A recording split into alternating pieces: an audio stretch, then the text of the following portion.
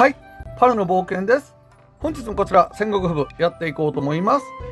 本日はですね、私がですね、先日手に入れましたこの足利義輝、こちらの方の武将、実質ね戦っていこうと思います。武装の方なんですけど、専用武器取れなかったんで、軍配のプラス4大々の、ね、甲冑の方がですね、こういう感じになっていまして、赤甲冑の、物理防御が高くなる714、プロパティの方がですね、計略攻撃 4%、見破り率 1%、計略防御 4%、計略防御 4%、見破り1ということで、馬の方がですね、計略ダメージプラス20の、これ普通の、名馬の方、名馬っていうか、名馬の方ですね、色の違うね、こいつじゃない、こいつじゃないよ。どこ行った？このね、初姫とかが持ってるこれやったら、計略ダメージ20やねんけど、さらに兵力が増えるっていうやつなんですけれど、こういう感じで持ってるんですけど、足利義輝。これをつないでるんですけど、これによってね、裏の検証員がちょっと4軍に降格したんだけど、副将はね、一応紫の武将、計略の武将2人つけて、名甲冑2つつけてます。で、この兵装な、兵士なんですけど、兵士毒矢兵のこの性能のやつ、これってね、戦闘侵入時に希望が付与されるんですね。で、この子自身が希望を重ねかけていけるんで、覚醒していったらね、このね、毒矢兵の兵装、これね、僕持ってるんやけど、これをね、15まで上げたらっていうのは分からないじゃないですか、皆さんね。こういう感じになるんですよ。計略攻撃304。これでも一緒なんですよね。物理計略防御475。ここからがね、プロパがこういうのがつきます。通常スキルと覚醒スキルによる非ダメージ軽減が 30% 両方。だからものすごく硬くなるってことで、強兵へのダメージが 50% つくっていうのが、この兵装です。で、甲賀騎馬隊なんですけれど、甲賀騎馬隊もですね、実は僕持ってましてですね、今、真田幸村が持ってるだけ持ってるんですけど、これですよね。これもちょっと真田幸村使ってんから持ってくるんやけど、これもね、甲賀騎馬隊計略で持ってるんやけど、15まで上げるとですね、計略攻撃304、物理防御、計略防御470、これ一緒ですよね。で、デバフにかかる相手に余ダメージ36ということで、僕前ちょっとオクラに入った動画見られたことがある人やったら、僕が何を悩んでたかっていうのがあったんやけど、これ、新しく修正かかってからのこの義輝においては、これ関係なくなりました。全然大丈夫、OK な感じになりました。ただ、デバフにね、かかってないっていうのが、前の時は大きく影響があったんやけど、今度はこれがデバフじゃなくてバフに変わっとうから、バフ取るだけのことになるから、相手にもちろんデバフかけていったら、この兵装っていうのは有効になります。で、かかる相手に余ダメージ 36% ということで、かなりの強力な攻撃力を誇ると思います。で、今ね、陰陽師の僕、大体持ってないんで、つけようがないねんけど、陰陽師一応ね、今つけてて、紫の15。これやったら、計略攻撃209で、計略物理防御が304。こういう感じで、一応ね、今だから、とりあえず、どれをするか今、とりあえずもう、紫が15までいってる、これをとりあえずつけてるんですけれど、こういう状態でね、ちょっと戦っていこうと思います。で、戦う相手もね、もういろんな人と僕も戦ってるんやけど、で、実質、どういうふうな動作環境になるっていうのは、もうちょっとだんだん分かってきてるんですけどね。例えば、この2軍に入れてみたんですよ。女忍者、チャチャ、卑弥呼、義輝、初姫、淀殿、早雲、雪村、貴重。この9人でいこうかなと思ってるんやけど、コラボ賞っていうのは、消去とか浄化を敵に与えてバフを取ってしまうと発動するんですよ、足利義輝って。だから向いてるんはこれ以外にも、例えば、誰がおるか。一軍やったら、例えばこの村上がこの浄化をね、与えたりするでしょ、浄化。これが全部のバフを取るからね。ね、あとね、上杉謙信。この上杉謙信も覚醒スキルで浄化があるんですよ。とかが向いてたり、あと、そうですね、あとどういうのがいるかっていうと、まあ僕の方の2軍で言うと、この卑弥呼もそうですね。卑弥呼もこれ消去発動ということで、ランダムの3部隊に有効ですね。ほんで、初姫、これが、この子回転早くせなあかんねんけど、この子自身が持ってるんが、消去2回っていうのが入るんですよね。ここに。で、この子が高回転で動きは動くほど有効なんですよ。なんでかって、この子ランダムの敵に部隊やから。ね、だから、初姫をよう稼働させなあかん。だから、チャチャ、女忍者、ヨドドの、ここの3人は、消去と浄化がないんかな。だけど、このソウンにおいては、そうですね、浄化がありますね、覚醒スキルでね。だから、ソウンも向いてる。一緒に使うに。雪村はなくて、機長もありますね。機長もついてるんですよ。消去効果、ここ覚醒スキルね。あと、僕が持ってるんやったら、第4部隊におる、この真田信之とかが消去とか持ってるんですよね。これ何持ってるのかな？浄化やね。浄化持ってるし。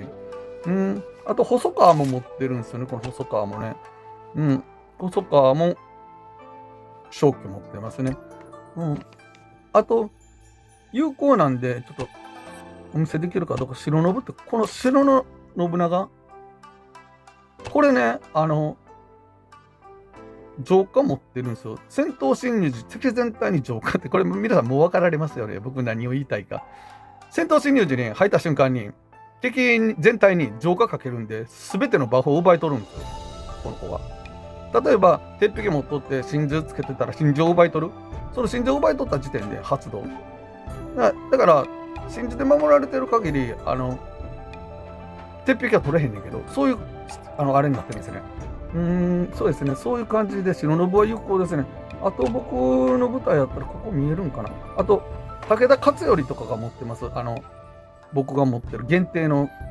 武田勝頼っているんですけど、はるか昔の武将やねんけど、実質ね、このここにもテストっていうので用意しといて、則常、今川、村上、織田信長、で、ここの間に、足利義輝入れて、上杉謙信。だから、村上と上杉おるから、かなり消去とか浄化していくんで、足利発動するし、足利はさっき言った通り、兵士で希望入れることもあるし、この部隊自体が、この子自身が希望を覚醒スキルを打つために、自身に希望状態を付与していくんです。だから、すぐ重ながかります。だから物理部隊に入れても、この足利だけね、ポーンって掘り込んでも全然有効に使えると思います。で、今日はね、実質、僕の一軍と、この新しく足利義輝が入った部隊を合戦させてみようと思います。で、これね、前置きをさっき言うときますけれど、この足利の部隊は、先手必勝なんですよ。先に攻めへんかったら、守ったらむちゃくちゃっていうか、あまり威力を発揮しないんやけど、攻めた時に限っては、圧倒的な優位さなんですよね。ほとんど壊滅できるんですよ。例えばこれが僕が今組んだ2軍なんですけれど、こういう2軍。で、1軍の方が、いつものメンバーですね、則常、今川、村上、信長、海姫、上杉、吉野井、結城、柿崎って、こういう感じになるんですけど、これでちょっと戦ってみましょうか。こういう感じになるんですよね。いきますよ。まず攻めてる方やから、攻めなあかんですよね、この足利の部隊はね。守ったらちょっと威力を発揮せえへん。これただ単に2軍に検証員がおったところに、検証員、チャッチャの後ろおったんやけど、外して足利入れてみたんやけど、これですね。これで初姫が動く。この時点で、消去2回かな？消去2回だから、2つ取ってた4個。で、6回動いたらこの子止まってしまうんで、もうこの時点で見てらっしゃいますかね。僕の上杉と信長いないんですよ、もう。だから圧倒的アタッカーがここでもう落ちんでまうんで、みんな足利これでもう多分ね、6回ぐらい打ち込んどんすよ。だからもう公約5面なんですよ、この時点で。次のターンにまた火を吹くんですけど、らそれ以外の武将、ここからはもうね、初姫がなんぼ消去していっても、消去でバフ取っても、もう6回このターン動いてもそうから動けないんやけど、先手必勝でもう敵のアタッカー、もう織田信長とか鶴姫もそうやろうし、謙信もそうやろうし、圧倒的にもうやっつけてまうんですよ、先に。こういう感じになりますね。だいたい見てらっしゃる。だからこの初姫とは相性がいいかな。これがね、スーパーアタックっていうか、追いゲージが3つ溜まった時に打つアタックですね。ものすごい軽いですね。で僕の場合、これさっきも見てもらった通り、まだ紫の兵装やから、これを大々に鍛えていったら、もう全然世界が変わる。このね、兵装をね、どれ鍛えるかがまた難しいとこなんですけど、今これ2ターン目になったからまた動き始めたんですけど、バフ取ったし、バ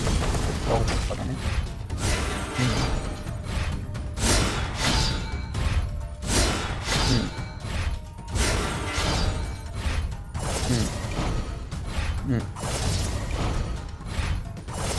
こういう感じになります。こういう感じで、ね、これね、攻めてると一方的にこれ、ほら、兵力の差見てください。圧倒的に勝ってるんやけど、これね、もし反対の場合になると、どうなるかっていうと、そんなにね、威力がないんですよ、守ってる方やったら。敵に例えば織田信長編成とか、この僕が持ってる一軍の編成で突っ込んできて、守ってる方やとするじゃないですか。発動頻度見といてくださいよ、足利が。多分そんなに最初に動かれへんから、どうなの？これはちょっとね、僕も定かじゃないです。多分ね、でも、守ってる方やったら、あんまりちょっと威力を発揮せずに、これさっきも信長の方が動いてますよね。この時点でもう、あっという間に落ちてるんですよ、ここで。いうことですね。こういう感じになってしまうんで、もうあそこで倒れたら、もう、ほら、これになっても、こう、もうやっぱりここから行ったらね、こう、やっぱりこう、万全ですよ、やっぱこの攻めてる一軍の方が。ということで、ここではもう飛ばしますね。戻りますね。で、これから、白信長っていう、ここに女忍者が後ろ下がって、これで見たらわかるかな。一軍と戦ってますね。同じ敵と戦うのは分からへんやろと思うんで、白信が元はだからどういう感じか言ったら、この早雲がアウトして、そこ変わったんですよ。早雲のところに女忍者が後ろ下がってきて、で、白信が入ったっていうことで、これでちょっと一軍戦いますね。白信がいきなり戦闘侵入時に浄化で敵のバフ全部取ってまうんで、で、僕それを封じるために、真珠と鉄壁をいっぺんにつけとんやけど、その真珠の方は絶対外される。いうこと、ちょっとこれで見といてくれたら、分かりやすいと思うんですよ。白信使ってたら。でもね、これ実質強い人と戦うとき、白信で一発目はガーッと減らせれるんやけど、ほんまに強い人と戦うと、やっぱりね、一人分かけとう分だけね、あかんので、その分やったらさっきみたいな戦い、女忍者が前におって、後ろにソーンがおる方が、長期戦に備えれるっていうことで、実質ね、ちょっと実際見てもらえたらわかると思うんで、一軍とのね、戦いで、この白信長がどういう戦いをするかっていうことで、敵にね、この真珠とか、鉄壁とかついていくじゃないですか。それを、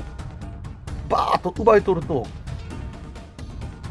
これ不動は無理ですよ。不動は浄化も消去も受け付けへんから、不動はね。でもそれ以外がものすごいついとるでしょ。これを白信がババババババって発生するんですよ。外れてない鉄壁のとこは真珠がついてるんですよ。これ6回行くんですよ。6回行った時にもうほぼ壊滅、アタッカー死んでるんですよね。もうこれでもう白の防約5面なんですよ。まだ動きはね、まだ6回行ってなかったかな。4回やったよね。こっからはね、あと、こういう感じで、他のメンバー、他の足利以外、足利動かれへんから、あれは打ちますよ、通常スキルは。通常スキル、ゲージが3つ溜まっとうから、あれ、場に回ってきたら打ち込みます。いうことですかね。だから、今までの一軍よりも強いんですよ。今まで2軍やった、ちょっとだいぶ戦闘力の劣る部隊やねんけど、計略の部隊やねんけど、足利が入ることによって、これが普通のアタックですね。通常スキルアタック。でももう向こうは、アタッカーがおらへんから、どうしようもないということなんです。ということでね、これね、もう僕、通常戦局でも戦ってやってるんですけど、白信と、足利よしてる2人だけで攻めていっても、同じように敵が、バフつけて、真髄でバフつけてたら、例えば真珠であったり、鉄壁であったり、こういうバフをつけてたら、この白ノブとか奪い取るから、一気に攻撃できるじゃないですか。だから対応策としては、真髄の鉄壁とか真珠をつけずに不動とかをつけてるか、あとベースが上がれる。例えば計略攻撃が上がるとかね。兵力が上がるとか、兵略防御が上がるとか、防御が上がるっていうやつ、鉄壁とか真珠じゃないやつね。ああいうのをつけていくと、バフじゃないんで、外せないんですよ。ということで、こういう感じに白ノブが入ったらこういう動きでバーッと一気に敵のバフ取ってしまうということですか。ということで、これ以上見てもしゃあないかな。ということで、あと、そうですね、なんかご質問あったらコメント打ち込んでおいてもらいましたらですね、なんぼでも僕持ってるんでね、いけると思う。これ例えばね、これ何の部隊やって言ったら、これ一軍の物理部隊とテストって僕が今言ってた海姫のところにアシカが入れて、で、海姫後ろ下がって、で、吉野院アウトの海姫後列ですよね。ほんで、吉野院のところに結城がずれるっていう、これでちょっと一回、最初だけ戦いましょうか。最初だけ戦うと、こういう感じになるでしょ。これ見てもらった通り、希望を誰もかけるやついないんですよ。だからで、毒矢にもしてないから、本名字にしてるから、希望は1個もかかってない状態です、ここの時点では。やねんけど、これでいくと、村上と上杉がおるから、消去と浄化をしていくんでね。ただ、白信みたいに一気に動けるかって言うと動かないんですよ。信長とか、これ普通に動いてるんですよね。これなんで外れなんかな。あれですね。動揺をかけたんやと思う、信長がね。それを真珠で塞いでんやなと思う。それで発動したんやね、これね。これでもだから何立つの。だ